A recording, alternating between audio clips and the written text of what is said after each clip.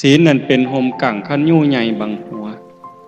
ท่านนั่นเป็นเสบียงใส่ถุงให้มีพร้อมการทำบุญให้ท่านบริจาคแบ่งปันคนอื่นได้ใส่ได้ซอยได้อยู่ได้กินจากการอนุเคราะห์ช่วยเหลือของเฮาหั่นผู้ใดได้กินของเพิ่นคือเฮาได้เพิ่นให้ข้าวให้น้ำเครื่องอยู่ของกินเฮาก็โอ้ยสาธุเด้อให้เจ้าได้บุญหลายๆคือกัน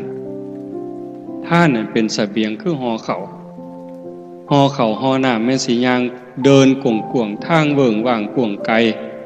เกิดมาศาสตร์ใหม่มันรวยมีอยู่มีกินเนี่ยนอกจากไปสวรรค์แล้วกลับมาเกิดเป็นคนใหม่มีอยู่มีกินให้หน้าก็หลายเขาก็เต็มเหล่างวกไปนั่นก็มีงวกไปนี่ก็มีบ่ขาดบ่เคินพ่อหยิบพ่อใส่อยากเฮ็ดบุญก็ได้อยากซอยเหลือคนก็ได้สิกินเองก็ได้สิสร้างหยังก็ได้บ่ขัดสนอันนั้นเกิดจากอานิสงส์ของท่านแต่มันก็มีทุกข์คือกันรวยก็ทุกข์มีเงินหลายก็ทุกข์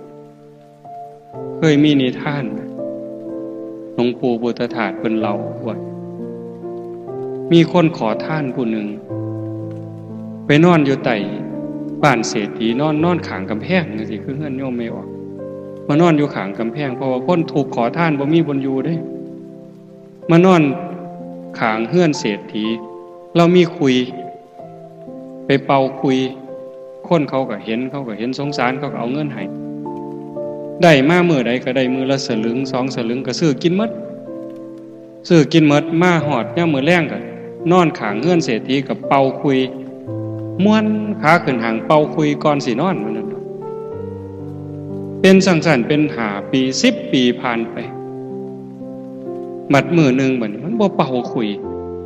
เศรษฐีเราก็ได้ฟังเสียงคุยนั่นล่ะกล่อมนอนแล้วมันเป่าม่วนนะ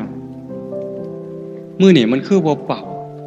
เศรษฐีบ่มีแนวกล่อมนอนบ่หลับก็เลยลงมาเบิ่งมันเป็นหยังมันป่วยว่ามันโซ่ว่าลงมาถามมันก็ดีอยู่ถามว่าเป็นหยังโซ่อยู่บ่ป่วยอยู่บ่เอาเป็นหยังมันคือบ่เป่าคุยมื้อนี้ทุกข์บ่สำบายใจเป็นหยังมื้อนี้ขอเงินได้หลายได้มาตั้ง10 บาทซุมื้อได้มื้อละสลึง2สลึงซื้อกินหมดแล้วก็แล้วมื้อนี้ได้10 บาทซื้อกินหมดไปแล้ว2สลึงมันเหลืออยู่9 บาทครึ่ง